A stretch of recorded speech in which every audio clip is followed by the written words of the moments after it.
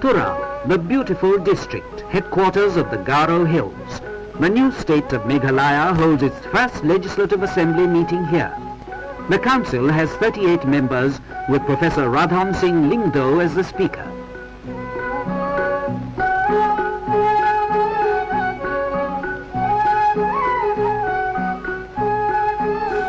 On 15 December 1969, the Union government announced the Assam Reorganization Meghalaya Bill that gave the hill state full statehood. In 1971, the Northeast Reorganization Act came into fruition, whereby Meghalaya became a full-fledged state. It received the assent of the President on the 30th December 1971. A hill state called Meghalaya was born.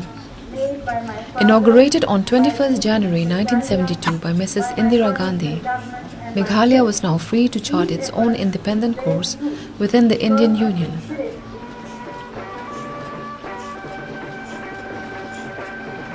Meghalaya and Manipur go to the polls for the first time as full-fledged states. In Manipur, combined opposition parties gain majority. The Congress emerges the largest single party. In Meghalaya, the ruling all-party Hill Leaders Conference has bagged the largest number of seats. So how do we narrate the story of Meghalaya? Once again elects Captain.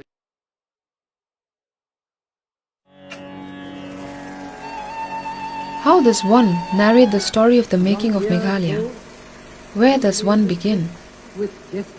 Do we begin with values of self-governance that the communities indigenous to these hills have lived with for aeons? What is culture? Does it mean dress or eating and drinking? If it means eating and drinking or ways of living, the hill tribes can claim that they have a better system than some of the people of the plains. I think the latter must rise up to their standard. Among the tribesmen, there is no difference between caste and class. Even the Rajas and the chiefs work in the fields together with their neighbors. They eat together. Is that practiced in the plains? So, that is the culture of the hill tribes. India should rise to that feeling or idea of equality and real democracy which the tribal people have. We inhabited these hills in our own patchwork of independent polities, with our own culture, tradition and laws. For a major part of British rule, the tribal areas of the Northeast were part of the larger East Bengal and Assam administrative divisions, and yet the British colonial disruption of our autonomies could not erase our identities and political desires. Indian independence brought its own anxieties for the hill communities, the fear of being overwhelmed, unheard and unrepresented. What would our position within India look like? Rather than accept the post-colonial arrangements as a given, we articulated multiple visions about our future. On one hand, there was the guarantee, carried within the 6th schedule of the Constitution, which established autonomous districts within the larger province of Assam. On the other hand, a separate hill state. The debates were fiercely and democratically articulated. Protests, argumentation, newer organizations, newer visions. Captain W.A. Sangma convened a meeting at Shillong in June 1954 and gave a rousing speech.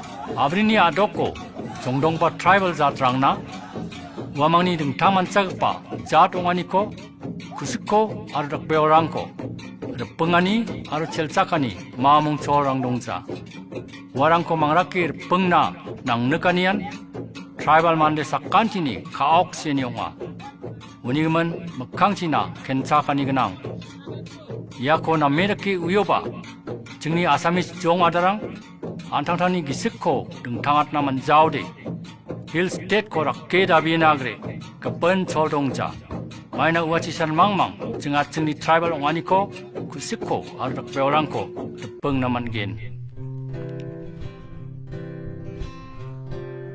But why demand a state? Why carve out the hills from Assam? If you ask the indigenous leaders, they would have said, for the protection of land, identity and history. They saw the larger cultural community trying to impose Assamese as an official language on the tribal areas in 1960. They found an inequitable distribution of development and already a disregard for traditional land use and customs. It seemed that people who were larger in numbers could ignore the numerically small. Maybe the story can be about the newer alliances which came into being against the hegemonic Assamese language bill. These alliances demanded the reorganization of Assam in a way that allows tribal people to gain control over their resources and land. They began with the usual democratic tools of memorandums and meetings with the central government. But finding apathy in Delhi, the APHLC began the non-violent direct action, whose volunteers were responsible for organizing non-violent protests that took place outside the Assam Secretariat in Shillong and other places as well. Singing their songs and vocalizing their slogans of a hill state, this people's movement was historic, highly popular and peaceful.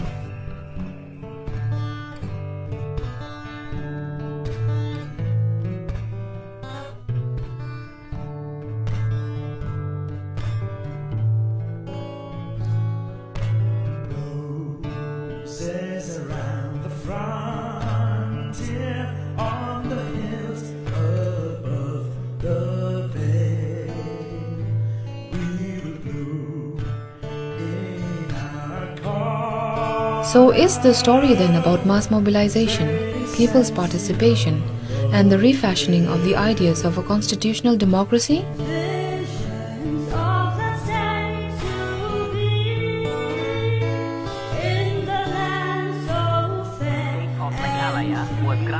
This people's struggle tasted its first real victory. On the morning of 11 September 1968, the Union government announced the creation of an autonomous state for the hill areas. 100,000 people come to the inaugural celebrations of the new state. The governor, B.K. Nehru, told the State Legislative Assembly, "Seldom have such far-reaching constitutional changes been brought about with so much goodwill and understanding." Prime Minister Mrs. Indira Gandhi flew in from New Delhi for the celebrations.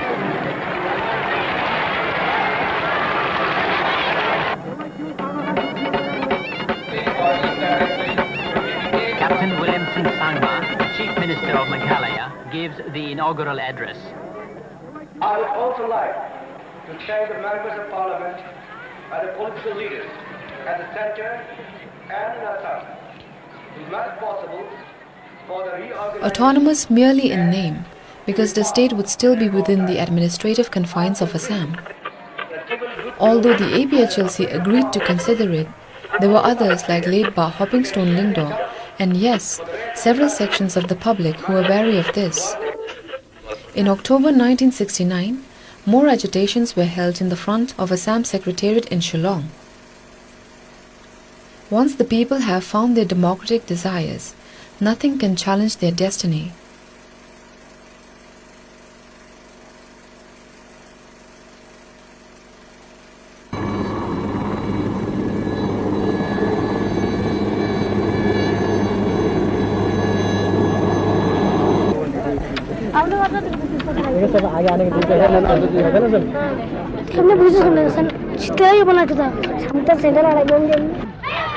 Meghalaya!